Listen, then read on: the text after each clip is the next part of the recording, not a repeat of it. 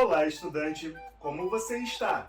Tem tomado todos os cuidados para continuar se mantendo saudável, como, por exemplo, usado máscara, evitado aglomerações e passado álcool em gel? Espero que sim! E em relação às atividades escolares, está conseguindo acompanhá-las? Realizá-las? Tomara! Sou o professor Léo Machado e antes de começar a nossa aula de hoje, vou me autodescrever. Sou preto, de pele parda, olhos castanhos, cabelo preto, mais curtinho na lateral e arrepiado para cima. Tenho uma barba no estilo cavanhaque. Estou utilizando uma camisa amarela e calça jeans. Estou sentado em uma cadeira gamer. No meu fundo, uma televisão compondo o cenário e do meu lado, um computador. Esse sou eu e vamos à aula de hoje. Vamos começar a aula de hoje com uma contação muito legal. Se liga aí! Contação Mulheres Negras Inspiradoras. Multirio. Texto Fernanda Fernandes. Se ser mulher já é difícil, imagine ter que provar ainda mais o seu valor por conta da cor da pele. A boa notícia é que existem diversas mulheres negras inspiradoras que vêm mudando essa realidade. A luta travada por cada uma delas, em diferentes cenários, abriu e continua abrindo espaço para que as novas gerações sejam cada vez mais ouvidas e respeitadas. Não se trata apenas da busca por igualdade de gênero, mas também por equidade racial. E com isso, a batalha travada por mulheres negras se torna ainda mais intensa e desafiadora. Conheça agora algumas dessas mulheres negras que tiveram coragem de enfrentar dificuldades, problemas, barreiras e preconceitos e que hoje são exemplos para muitas outras. Virgínia Bicudo, pioneira na psicanálise. Virgínia Leone Bicudo, mulher negra, foi uma das figuras mais importantes na disseminação da psicanálise no Brasil e no debate de estudos raciais nesse campo. Foi a primeira não médica a se tornar psicanalista no país e também um dos primeiros nomes a falar sobre o campo clínico na psique infantil. Filha de uma imigrante italiana com descendente de escravos, com uma vida marcada pelo racismo, ela buscou na ciência um local para debater os preconceitos que enfrentou. Ela morreu em 2003, aos 92 anos, em São Paulo. Dona Ivone Lara, a dama do samba. Dona Ivone Lara foi uma compositora, cantora e instrumentista. Nasceu no início dos anos 1920, em Botafogo, no Rio de Janeiro. Trabalhou como enfermeira e como assistente social até se aposentar e se dedicar exclusivamente à música. Pioneira, gravou 15 álbuns, compôs inúmeras canções e ficou conhecida como a Dama do Samba. Dona Ivone foi a primeira mulher a integrar a ala de compositores da Império Serrano, assinando um samba enredo comumente listado entre os melhores de todos os tempos, os 5 bailes da história do Rio, 1965. Maria Firmina Reis, primeira romancista.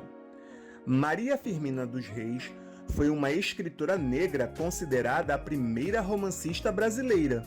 Nasceu no Maranhão em 11 de março de 1822. Sua obra Úrsula é precursora da temática abolicionista na literatura do país.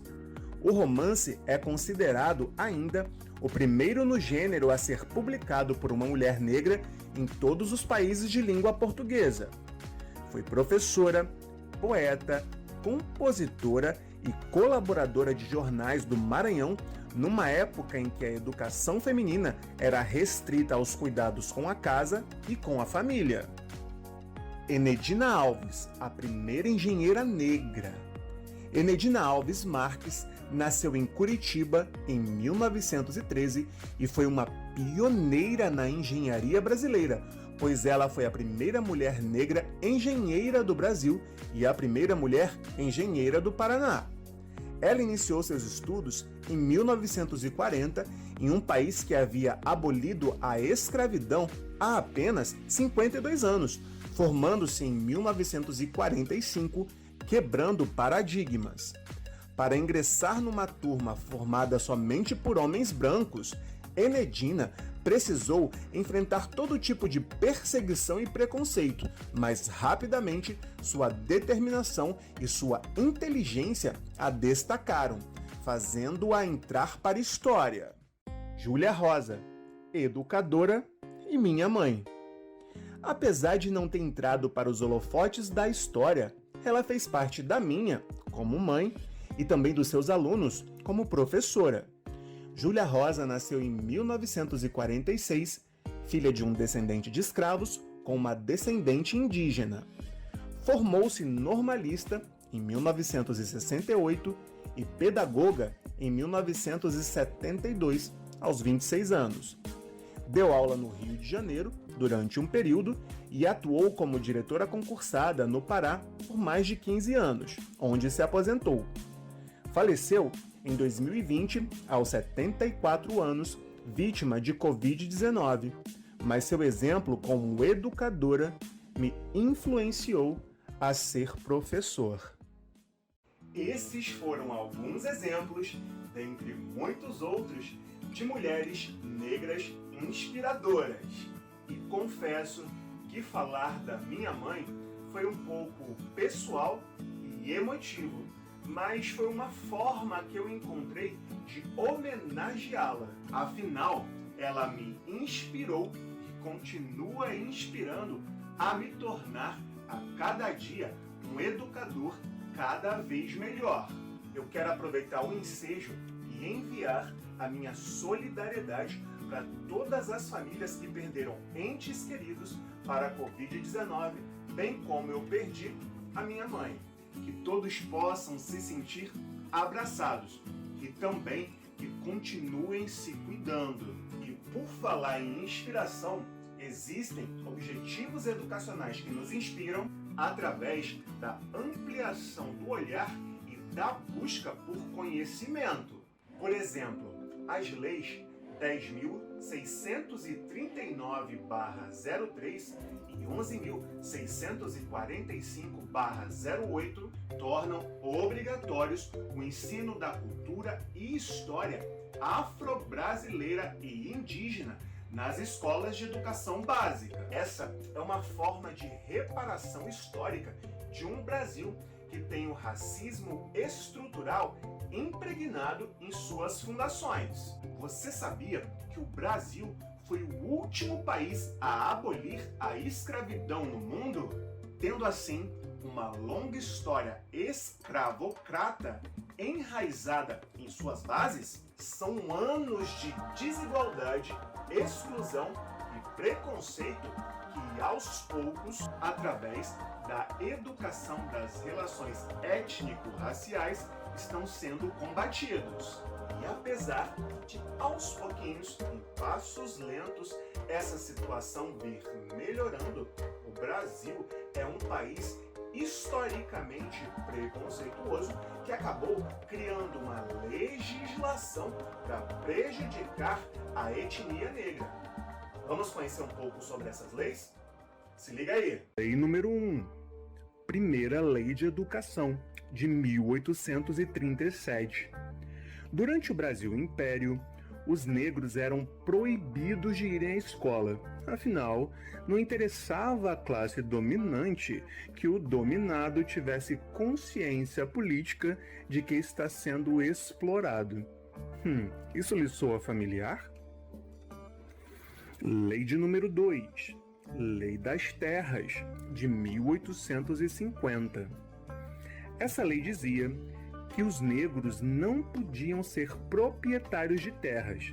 E o mais curioso é que ela foi sancionada 2 semanas após a Lei Eusébio de Queiroz, que proibiu efetivamente o tráfico de escravos em território nacional. E assim, nesse contexto, essa Lei das Terras protege o branco, impedindo o negro de ascender socialmente. Lei de número 3. Lei do Ventre Livre, de 1871.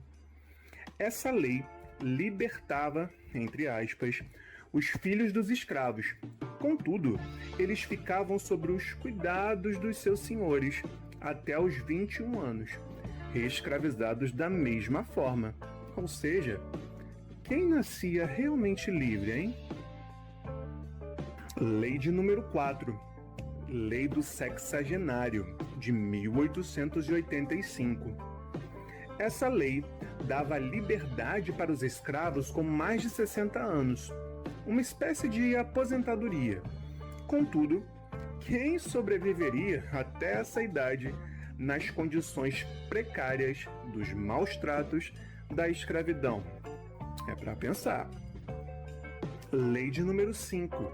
Lei Áurea, de 1888. Finalmente, depois de 388 anos de escravidão, frente à grande pressão internacional, Princesa Isabel declara a abolição da escravidão no Brasil. Contudo, sem nenhuma política pública para assegurar dinheiro, trabalho ou estudo aos recém-libertos. E assim, muitos seguiram como escravos, pois era tudo o que eles conheciam de mundo. Lei de número 6. Lei dos Vadios e Capoeiras, de 1890. E foi nesse contexto de escravos recém-libertos e sem trabalho ou estudo que criaram essa lei, a qual dizia que quem perambulasse pelas ruas, sem emprego ou residência, iria para a cadeia. E nesse contexto sócio-histórico e cultural, imagina só a cor da população carcerária daquela época. Lei de número 7. Lei do Boi, de 1968. Foi a primeira lei de cotas, mas pasmem, não para os negros, e sim para os brancos, para os filhos dos donos de terras, garantindo-lhes vagas em escolas técnicas e em universidades. E só para não esquecer, lembra o que dizia a Lei de Terras de 1850 e a quem ela privilegiava? Pois é, olha o contexto aí. Eu fico me perguntando se houve muito mimimi dos brancos quando foram privilegiados por essas cotas. E finalmente, em 1988, foi estabelecida a Constituição. Enfim, a atual Constituição nasceu e foram necessários apenas 488 anos para ter uma Constituição que dissesse que o racismo é crime.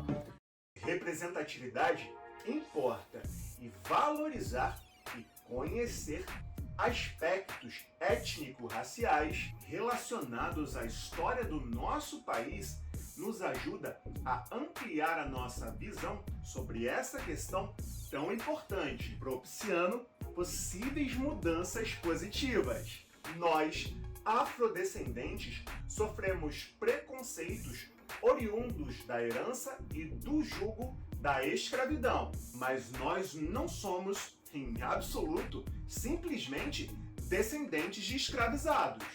Somos descendentes de reis e rainhas. Os negros eram originalmente livres na África. Existe todo um contexto histórico antes dos navios negreiros. E olhar e enfatizar apenas esse recorte da história nada mais é do que um reducionismo ideológico. O negro original era liberto, independente, guerreiro. Era livre, culto, construtor de pirâmides. Chega da ênfase ideológica dada ao passado escravizado dos negros. É preciso, através de políticas públicas, incluir a comunidade negra, mudando essa mentalidade preconceituosa e racista. Vamos chegando então ao final da aula de hoje. Espero que você tenha gostado. Foi muito bom estar com você. Continue estudando e se protegendo. Te aguardo nas próximas aulas. Grande abraço!